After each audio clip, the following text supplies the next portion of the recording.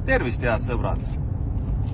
Täna Postimees avaldas ühe artikli, kus Hugo Legali tegelane Erki Pisuke, kes kunagi oli Tartu Hoiu-laenuühistu juhatuse liige, aga kuna tal olid halvad töö tulemused, siis sai ta minema löödud. Nõukogu võttis ta maha juhatuse liikme koha pealt. Ma ei ole sellest avalikult rääkinud ja üks asi on veel, millest ma ei ole avalikult rääkinud. Muidugi on näha, et Postimees toimetab koos Justiitsministeeriumiga või on see Justiits- ja Digiministeerium, mis rahastab seda sama Hugo Legalit, et see saaks justkui tasuta või odavat õigusabi anda kodanikele. Ja siis ta kalastab erinevate teemadega, et endale kliente võita.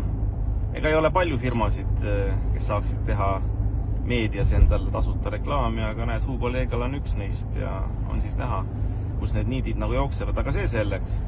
Üks sisuline asi, mis ma tahtsin rääkida selle Hugo Legali ja Erki Pisukese kohta, on see, et Erki Pisukese firmal on laen Tartu Hoiu-laenuühistust ja seda on ta niimoodi viletsalt maksnud, et kord maksab, kord ei maksa üle aastate.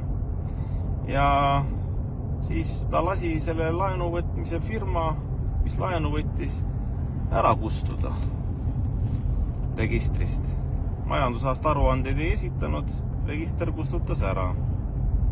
Ja siis oligi niimoodi, et ta lootis, et laenu tagasi ei pea ühistule maksma. Et muidugi sellest on ta varmas kohe kirjutama, et kui ühistu kuskil natukene eksib, et siis kohe suur päästja Hugo Legal tuleb. Aga vaat see Hugo Legali mees Erki Pisuke, see ise lootis, et ei pea laenu tagasi maksma. Ja alles siis sõlmis kokkuleppe ja hakkas laenu tagasi maksma, kui jurist talle selle kohase kirja saatis ja lubas kohtuvaidlust alustada.